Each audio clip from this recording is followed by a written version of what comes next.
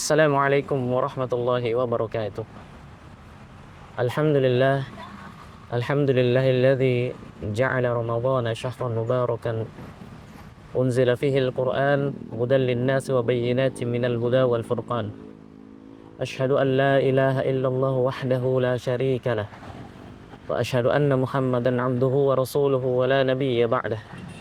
Allahumma shalli wa sallim wa barik ala habibina wa rasulina wa sayyidina Muhammadin wa ala alihi wa sahbihi ajma'in, amma ba'du. Pemirsa yang dimuliakan Allah Subhanahu wa taala.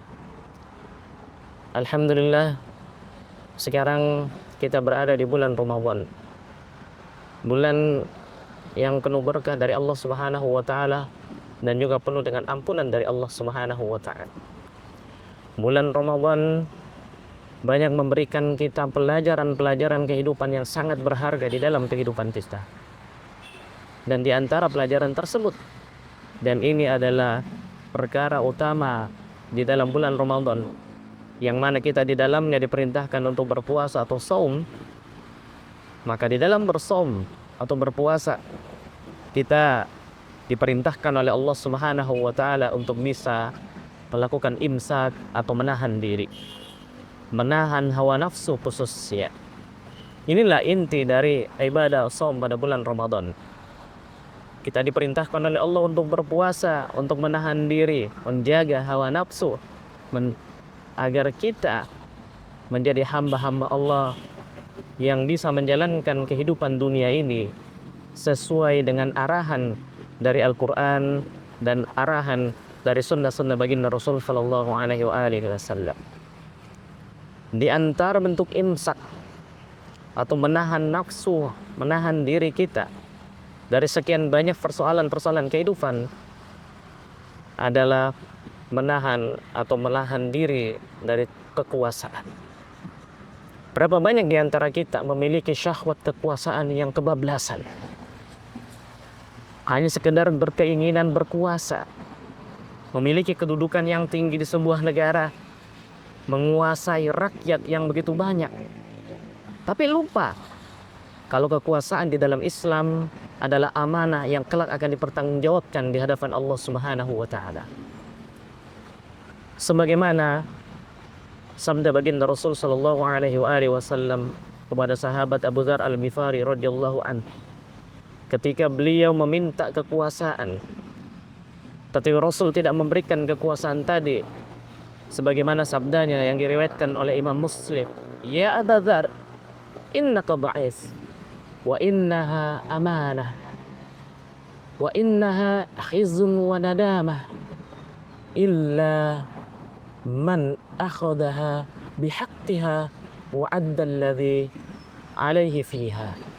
Wahai Abu Dzar, sesungguhnya engkau itu lemah, dan sesungguhnya kekuasaan itu adalah amanah, dan kekuasaan tersebut akan menjadi kehinaan dan penyesalan kecuali orang yang mengambil kekuasaan tadi dengan haknya dan menunaikan apa yang menjadi kewajibannya terhadap kekuasaan tadi.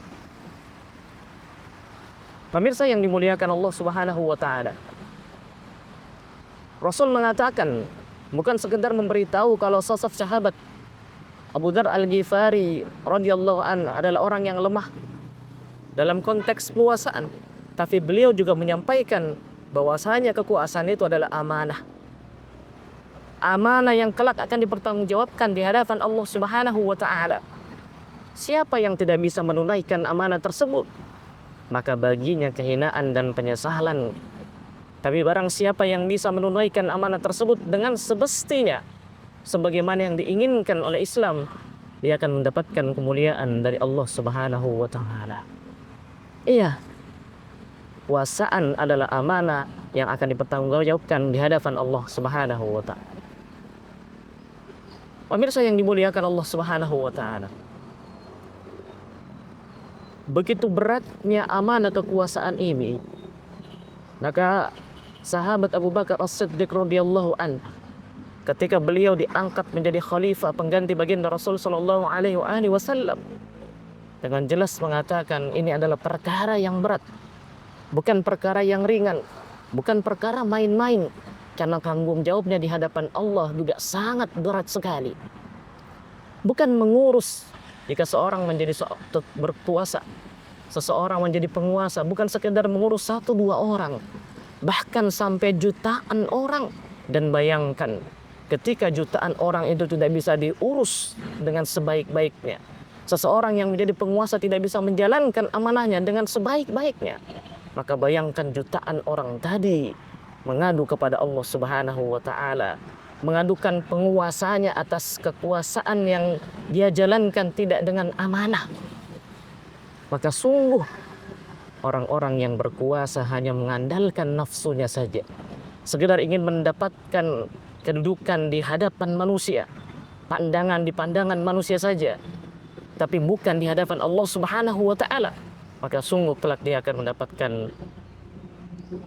kehinaan dan juga penyesalan tersebut, karena kelak itu akan dipertanggungjawabkan di hadapan Allah Subhanahu wa Ta'ala. Ramadan mengajarkan kita dengan kita berpuasa agar bisa menahan diri termasuk dari nafsu kekuasaan. Kita diajarkan agar nafsu tadi harus sesuai dengan kehendak Allah Subhanahu wa Ta'ala. Kalau nafsu tadi harus sesuai dengan petunjuk-petunjuk baginda Rasulullah Muhammad sallallahu alaihi wasallam, bukan sekedar nafsu belaka, syahwat kekuasaan, hanya sekedar mendapatkan keuntungan duniawi saja, tapi kelak mendapatkan kehinaan di akhirat karena tidak menjalankan amanah kekuasaan tadi dengan sebaik-baiknya. Puasa mengajarkan kita agar kita jauh lebih bisa mengendalikan diri, mengendalikan syahwat kita, mengendalikan nafsu kita. Termasuk dalam konteks berpuasa ini adalah menahan diri kita untuk tidak mengejar atau mencari kekuasaan, kecuali kita faham betul ini kelak akan dipertanggungjawabkan di hadapan Allah Subhanahu wa Ta'ala. Kelak orang yang berpuasa, ketika dia tidak menjalankan kekuasaannya sebagaimana yang diinginkan oleh Rabb-Nya, yaitu Allah Subhanahu wa Ta'ala, akan mendapatkan azab dari Allah Subhanahu wa Ta'ala di hari akhir. Karena kekuasaan itu awalnya adalah caci maki, berikutnya dia akan menjadi sebuah penyesalan, dan akhirnya dia akan mendapatkan azab dari Allah Subhanahu wa Ta'ala. Kecuali orang yang berkuasa ini, dia menjalankan amanah tadi dengan penuh kasih sayang dan tentu dengan rasa keadilan. Yang keadilan ini, keadilan yang hakiki, adalah keadilan yang berasal dari Allah, pencipta alam semesta. Pemirsa yang dimuliakan Allah Subhanahu wa Ta'ala, olehnya itu jangan sampai sekedar masuknya bulan Ramadan ini kita hanya menahan lapar dan haus saja, tapi tidak mendapatkan pelajaran berharga dari puasa itu sendiri, yaitu menahan hawa nafsu, sehingga kita bisa mengendalikan diri kita, tidak menginginkan perkara-perkara duniawi. Kita lebih mendahulukan urusan-urusan akhirat, karena urusan akhirat jauh lebih utama dibandingkan perkara-perkara duniawi. Wal akhiratu khairu wa abqa, sebagaimana firman Allah Subhanahu wa Ta'ala dalam surah Al-A'la, akhirat itu jauh lebih baik dan lebih kekal. Jadi ketika kita ingin mendapatkan kemuliaan akhirat dalam konteks yang berhubungan dengan kekuasaan, maka kendalikan nafsu berkuasa terhadap kekuasaan tadi. Jadikan kekuasaan itu sebagai wasilah taqarrub kepada Allah.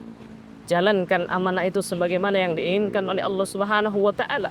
Menjalankan amanah tadi dengan penuh keadilan. Keadilan yang dimaksud tentunya adalah keadilan sebagaimana yang diinginkan di dalam Islam. Keadilan dalam konteks ini adalah menjalankan perintah-perintah Allah dan meninggalkan larangan-larangannya pada porsinya, sesuai dengan semestinya, sesuai dengan petunjuk-petunjuk dari baginda Rasulullah Muhammad sallallahu alaihi wasallam. Pemirsa yang dimuliakan Allah Subhanahu wa Ta'ala, mari kita jadikan Ramadan ini menjadi bulan Ramadan yang terbaik, yang bisa membuat hawa nafsu kita, termasuk nafsu kekuasaan yang ada di dalam diri kita, nafsu untuk berkuasa dan menguasai manusia, tunduk dengan terhadap atau sesuai dengan ketaatan kita kepada Allah Subhanahu wa Ta'ala, tunduk sesuai dengan perintah Allah dan sunnah-sunnah baginda Rasul sallallahu alaihi wasallam, tunduk dengan syariat Islam, syariat yang pasti memberikan kebahagiaan dunia dan akhirat, yang pasti memberikan kemuliaan bagi siapa saja yang menjalankan sesuai dengan syariat Islam tersebut, yang berasal dari Zat yang maha segala-galanya, yang maha mengetahuinya. Maka mari kita jadikan puasa Ramadan kita menjadi puasa yang bisa menjaga hawa nafsu kita, melindungi diri kita dari hasrat kekuasaan, hanya sekedar kekuasaan mengharapkan kenikmatan dunia, bukan semata-mata karena ingin melaksanakan perintah-perintah Allah Subhanahu wa taala dan juga larangan-larangannya. Semoga kita menjadi hamba-hamba Allah yang bisa mengambil ibrah yang berharga di dalam puasa Ramadan ini, yaitu menahan diri kita, menahan hawa nafsu kita, termasuk hawa nafsu dalam kekuasaan itu sendiri. Karena sungguh sekali lagi kekuasaan itu adalah amanah di hadapan Allah Subhanahu wa taala. Jangan sampai orang yang berkuasa kemudian mendapatkan penyesalan di hari akhir karena kekuasaannya tidak sesuai atau tidak tunduk dengan perintah-perintah Allah dan juga larangan-larangan Allah, tapi justru kekuasaannya mengikuti hawa nafsunya, sekedar ingin berkuasa untuk menguntungkan keluarganya, menguntungkan koleganya, menguntungkan dirinya, menguntungkan orang-orang yang dekat dengan dirinya, dan itu hanya sekedar urusan-urusan duniawi semata. Semoga Allah Subhanahu wa taala memberikan kita kemuliaan, keberkahan, ampunannya, dan semoga kita menjadi hamba-hamba Allah yang selalu menundukkan hawa nafsu kita sesuai dengan ketaatan kita kepada Allah Subhanahu wa taala. Adanallahu wa iyyakum ajma'in. Assalamualaikum warahmatullahi wabarakatuh.